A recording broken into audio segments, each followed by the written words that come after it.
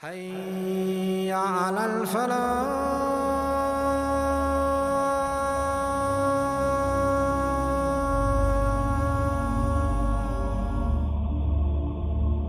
The story of Musa and Al-Khadr alayhi salam. This story originates with Prophet Musa alayhi salam giving an amazing speech about Allah's creation and how Allah created the heavens and the earth and what the heavens look like. Then after all the Bani Israel left his speech with their hearts moved and iman filling their breasts, a man came to Musa alayhi salam and said to him, "O Musa, are you the most knowledgeable person on earth?" So Musa thinking, I'm the only guy that talked to Allah subhanahu wa ta'ala, I'm the prophet, I received revelation, therefore the answer is yes. That's what he said exactly. I am the most knowledgeable person on earth.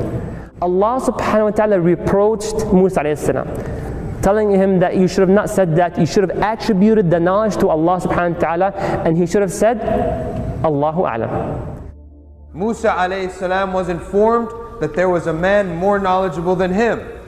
And this man in the Quran is simply abd, a servant, a slave amongst our slaves. He's just a slave, but yet he has something that Musa doesn't have. Allah subhanahu wa ta'ala, as they were walking and he was traveling, he said, Moses, look at that bird. And he watched the bird. And he said, watch as the bird takes a drink from the ocean. Allah said, O Moses, the knowledge that you have been given is like the sip of water that little bird took from the river in comparison to the whole river. So Allah subhanahu wa ta'ala revealed to Musa alayhi salam, Ya Musa, I have one of my slaves in Majma' al-Bahrain who knows more than you. Do you know what he said? How can I find him? When you see a big rock, there's going to be a man there. Now Musa said, there may be many rocks, so how do I know? Give me another sign.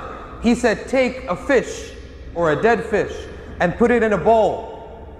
When that fish comes to life, then you'll know that that man was there. So he took his boy. And Musa alayhi salam told him, all what you gotta do is what? Grab that lunchbox, and the moment you see the fish missing, what do?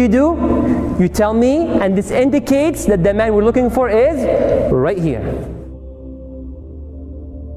Prophet Musa alayhi salam says, I will not quit until I find this man, even if I have to walk a long time until I find the place where the two seas parts, which means where the river splits and two rivers come together, even if I have to walk for an eternity. This is the Prophet Musa alayhi salam. He speaks to Allah subhanahu wa ta'ala. As they were walking, they saw a rock where they chose to settle and relax. So Musa alayhi salam sat along with Yusha and Nun. They slept. When they slept, what happened? Allah subhanahu wa ta'ala ordered that water, because they're walking on the shore, right? The seashore. The water came somehow and some drops on the fish. And then the fish came back to life. That fish jumped out of that lunchbox and made its trace towards the water and then jumped in. When they woke up, Musa alayhi salam walked along with Yusha bin Nun. And Yusha did not notice the fish was missing. They kept walking and walking all day until the night came, until they both slept, until they both woke up. And then he asked Yusha, get us some lunch. And then Yusha remembered the fish. And he said, oh Musa, I remember now, Shaitan made me forget to tell you that fish woke up and jumped out of the bowl and into the river and swam away some ways back. The fish jumped out of the bowl and swam away. Is that something you would forget? Mufassirin say, Joshua being the servant of Moses, he sees so many miracles every day from Moses that a fish coming to life and jumping out of a bowl was no big deal. This is what life was like with the Prophet Musa alayhi salam. Miracles every day that Yusha forgot. And he said, then let's turn back. So they turned back and they went and followed their footsteps back, and there they reached their spot. So Musa alayhi salam, along with Yusha bin Nun, they go back to the rock, and who do they find? A man covering his face. What are you doing here? At a cross section of two seas. Then they went, and Musa alayhi salam, very humble, met that man, and the name is Al-Khidr. So he was covered. Musa alayhi salam, very humbly, telling him, Assalamu alayk. May peace be upon you. Very humble. And then look what Al-Khidr responds. And how can there be peace in your country? Then Musa alayhi salam told Al-Khidr, I am Musa. He told him, Musa Bani Israel. He said, Na'am, and I came to follow you and learn from your knowledge. Al-Khidr said, I have knowledge that which you do not know, and you have knowledge that which I do not know. He asks, can I follow you? Initially, he rejected Moses as a student. He said, you cannot withstand being with me. You can't take it. Moses then pleaded with him. Finally, he accepted, but he said a condition. It might not make sense to you, but don't ask me about why am I doing it, what am I doing, where I'm doing it, how I'm doing it, until I tell you. Deal? Deal. And then they moved. And lo and behold, as they're walking by the seashore, they find a group of people on the boat. They went on the ship. Well, did they accept them to jump into the boat? Yes, they did. Did they pay for it? Did they pay the fare? No. They loved Al-Khidr. They respect Al-Khidr. They said, come along, don't worry about paying us, don't worry about it, let's go. Apparently their job, what was it? Is to take people from one place to another place. Just transportation. And Al-Khidr didn't even pay to them. They said, we don't want any money from you. He broke the ship. Did you ruin it to make them drown? Then what did Al-Khidr say? Didn't I say you will not be patient? Then what did Musa say? I forgot. And the Khidr did not stop. They kept moving. They saw a young boy playing with other boys, playing around. The boy was here, grabbed a sword, chopped his head off. A young boy had his head chopped off in front of Musa alayhi salam. The boy was playing with other kids. What did Musa say? The first one, okay, evil, and I forgot, and I'll try my best. But the second one, he said, you killed an innocent soul that did not kill anyone else. You have no justification to what you've done, killing that boy.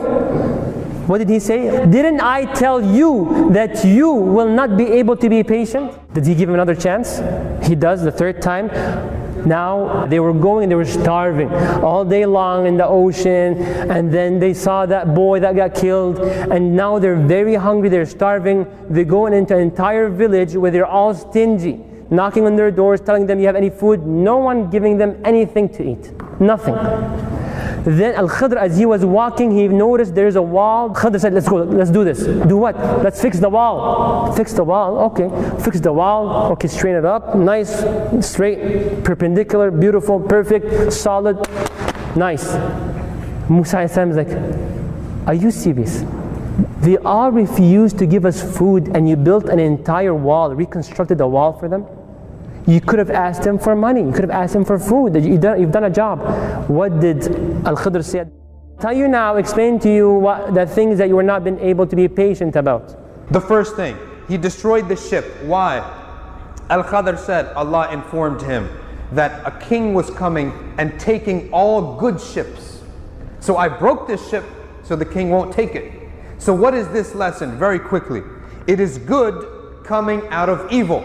It is also a minor evil putting out a worse evil. So what would you rather? A hole in your ship, or your whole ship is stolen? He killed a boy.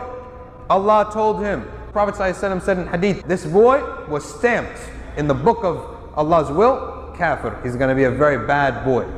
And he's going to destroy his family, his parents. Al-Khidr killed him, so that their parents will be alleviated from the tribulation he will bring. Again, a very bad evil, very bad. Losing a child, this is one of the worst things that could happen to a mother and a father. Why? To avoid a far greater evil he will destroy them, and they may become kuffar as well because of him. He built the wall. undeserved charity or misplaced charity. Why? Amongst every evil people, there are some innocent children. And Allah told him, Al-Khadr, under this wall is a treasure for 2 innocent boys in this village. If these people are so wicked, if this wall collapses, they will steal the treasure. And these 2 orphan boys will have no wealth to live off of. So build up this wall again to protect it from the evil people of this village.